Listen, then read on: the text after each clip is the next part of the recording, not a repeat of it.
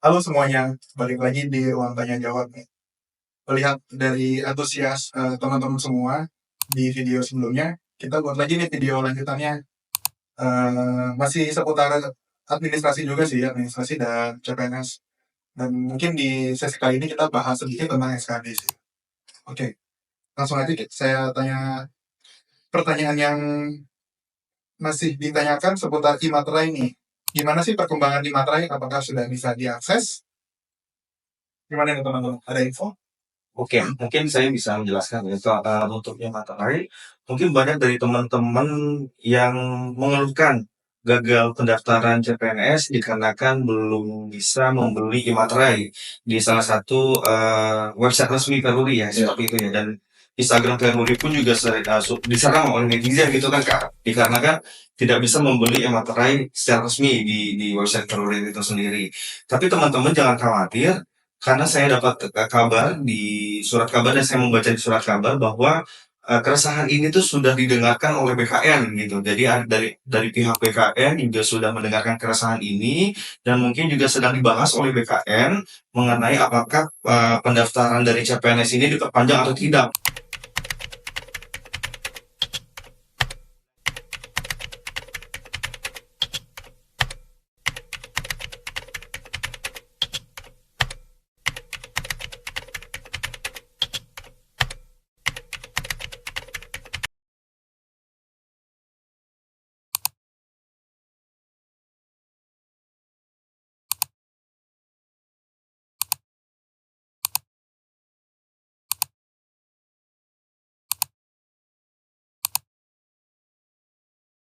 Gitu. Jadi bagi teman-teman mungkin tetap terus berikhtiar, tetap terus pantengin terus website Valuri-nya, mungkin di jam-jam sepi gitu ya, mungkin di malam hari gitu.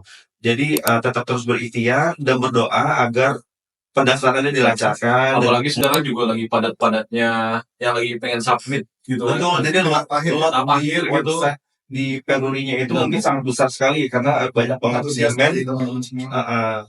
di website tersebut. Jadi mungkin tetap terus berikhtiar aja. Terus coba aja untuk beli e-materinya ya seperti itu. Bagi yang sudah berhasil nih untuk submit persyaratan administrasi, apa sih langkah selanjutnya? Jadi teman-teman setelah selesai submit untuk administrasinya, teman-teman bisa menunggu hasil dari administrasi tersebut. Seleksi ya, Seleksi benar diverifikasi oleh verifikatornya nanti, lalu diumumkan hasilnya dan nanti ada namanya masa sanggah. Jadi kalau nanti ada masa sanggah itu di tanggal 18 sampai dengan 20 September 2024. Lalu teman-teman juga ketika eh, kira-kira teman-teman sudah sesuai administrasi yang dibutuhkan, tapi hasil dari apa namanya hasil dari administrasi itu gagal, teman-teman bisa sanggah tuh di situ di tanggal-tanggal tersebut, di tanggal 18 sampai tanggal 20. Lalu nanti ada jawaban dari masa sanggahnya di tanggal 18 sampai dengan tanggal 22 September 2024. Jadi dari tadi ngomong sanggah terus. Sebenarnya sanggah ini apa sih? Dan siapa aja sih yang boleh melakukan sanggahan ini? Iya, oke. Sanggah itu ya, berarti kan dalam bahasa Indonesia itu menyanggah atau membela diri ya bahasanya ya. Seleksi administrasi ini kan tidak semua langsung diloloskan untuk peserta CPNS. Di situ nanti ada status lolos dan tidak lolos. Nah, ini kesempatan buat teman-teman CPNS yang mau menyanggah. Kenapa saya tidak lolos? Merasa kualifikasinya sudah benar, uploadnya sudah sesuai, kok saya nggak lolos? Nah, itulah bisa digunakan kesempatannya di masa sanggah. Dengan catatan, kemarin pernah kita bahas ya, kalau masa sanggah itu kesalahannya ada di mana ketika dia tidak lolos. Kalau kesalahannya ada di teman-teman peserta CPNS salah mengupload atau teman kualifikasinya tidak sesuai dengan informasinya, itu tidak bisa dibuka. itu tidak bisa disanggah. Tapi kalau ada kemungkinan kekeliruan di panitianya atau panitia CPNS-nya, itu baru kita bisa sanggah. Itu. Jadi masa sanggah itu harus digunakan sebaik-baik mungkin. Kalau misalnya merasa harusnya saya lolos, kualifikasi sudah sesuai, berkas sudah masuk, merasa berkas-berkas itu sudah jelas semua diupload, itu bisa disanggah. Gitu. Terus gimana nih cara melakukan proses sanggahnya itu gimana sih?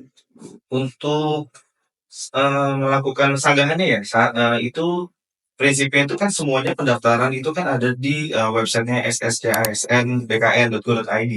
Jadi teman-teman bisa masuk ke akun masing-masing, kemudian pasti nanti ada hasilnya kan, apakah teman-teman pendaftar ini dia tuh TMS atau MS dalam seleksi administrasi seperti itu ya. Nah, nanti di bawah hasil tersebut, ketika teman-teman itu adalah TMS atau tidak memenuhi syarat, itu di bawahnya itu ada button untuk ajukan sanggahan. Jika teman-teman merasa bahwa pantas untuk MS, bahwa hasil sanggahan dari teman-teman verifikator itu tidak sesuai dengan apa yang teman-teman upload gitu atau teman-teman berikan kepada pendaftaran tersebut, maka teman-teman akan bisa mengajukan sanggahan tersebut.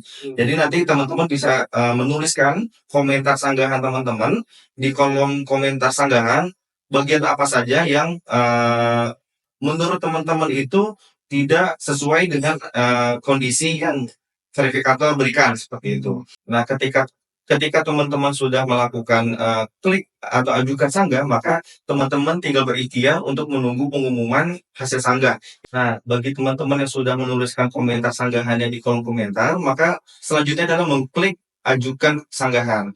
Ketika sudah mengklik ajukan sanggahan, maka teman-teman perlu berikhtiar dan perlu berdoa agar sanggahannya tersebut mungkin memang benar kesalahan dari verifikator seperti itu.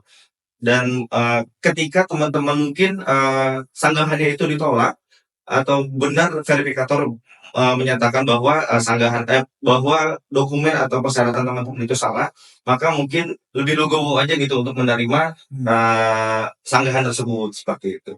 Berarti itu adanya cuma kolom komentar aja ya Kak? Betul, Bisa iya. upload lagi ya? Betul teman-teman. Jadi nanti bentuknya itu hanya kolom komentar. Jadi teman-teman hanya mengetikkan sanggahan teman-teman, kemudian klik ajukan sanggahan, maka nanti dari tim verifikator akan membaca komentar teman-teman apa yang disanggah seperti itu. Tapi kita semua sih berharap teman-teman sih bisa upload semua ya Betul, di iya. seleksi administrasi ini, karena ini masih awal banget sih. Jadi lebih teliti lagi untuk upload berkasnya lagi, dicek lagi kira-kira apa yang udah sesuai atau yang belum, supaya nanti teman-teman bisa langsung memenuhi syarat tanpa harus sanggah menyanggah. Karena menyanggah itu sebenarnya artinya bukan perbaikan, tapi menyanggah. Menyanggah itu ya itu benar pembelaan diri kalau ini sudah sesuai gitu, bukan koreksi ya. Jatuhnya verifikator itu bukan mengkoreksi, mengembalikan kepada teman-teman, terus mengupload kembali, bukan seperti itu. Menyanggah itu ada, ini sebenarnya sudah benar berkas yang kita upload, kenapa verifikator bilang ini bukan berkas yang kita upload? Nah, seperti itu contohnya. Ya. Oke. Untuk selanjutnya nih, udah lewat nih masa sanggah, udah keluar nih pengumuman siapa aja yang lolos seleksi administrasi. Nah, Terus langkah selanjutnya itu apa sih? jadi ini kalau udah keluar lagi hasil administrasinya, udah finalnya, teman-teman bisa kuatin doa di sini nih. Karena apa? Karena pokoknya ikhtiarnya itu dikuatin lagi karena apa? Karena penjadwalan SKD CPNS ini akan ada di tanggal 2 sampai dengan 8 Oktober 2024. Jadi nanti sudah ada penjadwalannya tuh untuk SKD teman-teman. Lalu juga ada pengumuman daftar pesertanya, waktu dan tempat SKD di tanggal 9 sampai dengan 15 Oktober. Jadi untuk yang udah lulus administrasi mungkin ikhtiarnya bisa ditambah lagi, usahanya ditambah lagi, doanya ditambah lagi agar lancar sampai dengan akhir nanti seperti itu. Tapi enakan SKD ini awal-awal atau akhir-akhir sih dapatnya? Sepertinya enaknya akhir ya. Akhir ya, lebih tenang, lebih senang. Dekat lebih lama. Kalau akhir. Aku tengah-tengah itu. Tergantung kesiapan dari teman-teman juga sih. Benar, Kalau benar. teman-teman ada yang merasa sudah siap, malah lebih senang di awal gitu. Tapi kalau misalnya emang ada masih harus ada persiapan lagi, preparation lagi buat ke teman-temannya ya, biasanya mintanya di akhir-akhir. Tapi namanya penjadwalan, kita nggak tahu ya, itu semua kuasanya dari panitia ya, dari ini yang punya regulasinya. Betul. Karena gini Mas Rizky, ketika kita dapat di akhir pun, kalau kita lihat ternyata yang di awal banyak yang nilainya bagus-bagus, Iya. doa juga kita. Jodoh aja. Jadi menambah itu ya. Jadi mau yang depan atau belakang ya doa aja dimanapun yang terbaik lah. Seperti itu. Kalau untuk di Mahkamah Agung sendiri ini, lokasi SKD ini di mana aja sih? Kalau pertama itu kan udah pilih ya lokasinya, Iya. SKD di kota mana. Nah itu kalau untuk spesifiknya biasanya sih di mana sih? untuk pendaftaran lokasi SKD ya nantinya ya. Oke, untuk pertanyaannya itu adalah tempat seleksi SKD CPNS ya. Nah, teman-teman kan sudah melaksanakan pendaftaran. Nah, di pendaftaran tersebut kan pasti teman-teman sudah melaksanakan pemilihan lokasi ujian SKD-nya seperti itu. Nah, mungkin bisa dipilih aja di kota mana teman-teman berada sekarang, itu akan menjadi pilihan teman-teman untuk melakukan ujian SKD gitu. Nah, mungkin saya cerita pengalaman saya, yaitu saya ini KTP-nya KTP Jakarta, tapi saya lagi ada di waktu itu saya bekerja di Tangerang seperti itu. Apakah boleh gitu saya KTP-nya Jakarta, tapi saya memilih untuk wilayahnya Tangerang atau Banten seperti itu. Nah, mungkin teman-teman boleh seperti itu karena fleksibel aja teman-teman lagi berada di mana, itu melaksanakan ujian SKD-nya, pilihlah tempat yang terdekat bagi teman-teman semua seperti itu. Jangan memaksakan teman-teman lagi di Sumatera tapi memilih lokasi ujiannya itu di Jawa seperti itu ya, mungkin agak ongkos juga gitu ya, mikirnya seperti itu. Jadi fleksibel aja sesuai dengan kenyamanan teman-teman aja. Ketika teman-teman lagi berada di kota A, maka pilihlah lokasi ujian SKD-nya itu di kota A. Gitu seperti itu. Jadi pilih yang terdekat. Yang terdekat, betul. Tapi kotanya luas nih, saya di perbatasan, jadi lebih baik pilih yang mana nih? Oh gitu. Ya milih terdekat aja sih maksudnya, mungkin dan terdekat dan kenyamanan, mungkin ada transportasi yang dekat dan mendukung gitu untuk menuju ke lokasi ujian SKD seperti itu.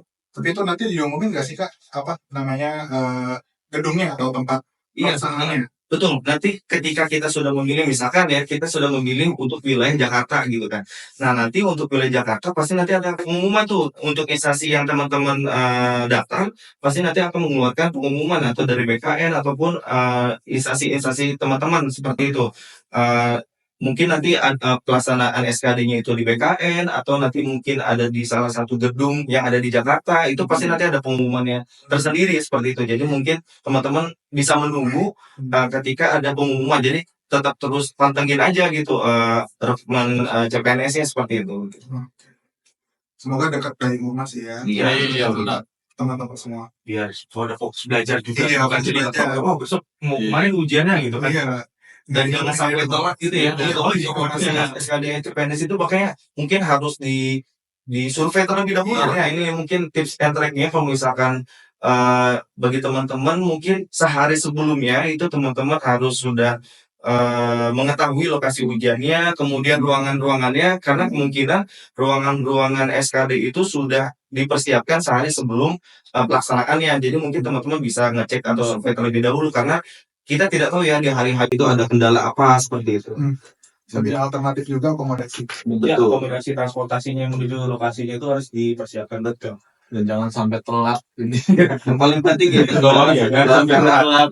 karena kalau telat itu merugikan diri sendiri, benar. Ujiannya jadi terlambat. Ini balik lagi ke pemberkasan nih untuk seleksi administrasi. Ada yang nanya nih. Untuk berkas itu PDF-nya direkomendasikan versi 1.6. Iya. Itu gimana sih cara ceknya PDF versi 1.6 ini? Sebenarnya itu kemarin kan direkomendasikan PDF versi 1.6. Jadi itu tuh karena ada beberapa kendala-kendala ketika e-materai itu ingin dibukukan, tapi ternyata tidak bisa karena versinya itu minimal di versi 1.6. Jadi untuk teman-teman sebelum membubuhkan e-materai lebih baik dicek dulu. Lebih gampangnya itu bisa dibuka dulu PDF-nya pada browser. Lalu biasanya di browser itu nanti ada titik 3 di sebelah kanan atas. Nanti teman-teman bisa klik dokumen properties. Nah di situ nanti terlihat versi PDF-nya itu ada di versi berapa. Seperti itu Mas.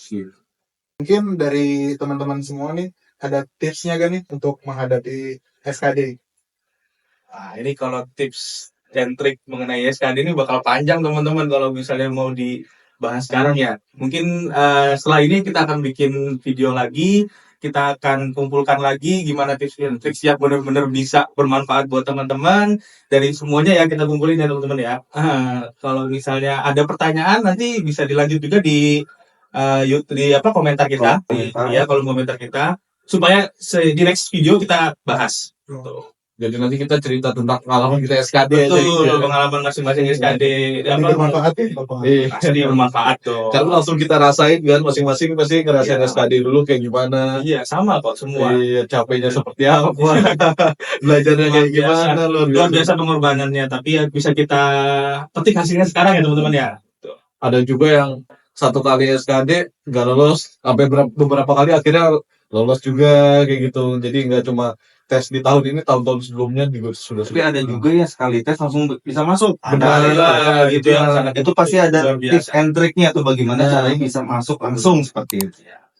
Tapi teman-teman jangan lupa yang penting subscribe dan Benar. dinyalakan loncengnya. Karena Dan share ke teman-teman pendaftar CPNS semua gitu, biar ilmunya tuh sama-sama seperti itu. biar bisa lolos sama. Ya, dan informasinya menyebar luas tentunya.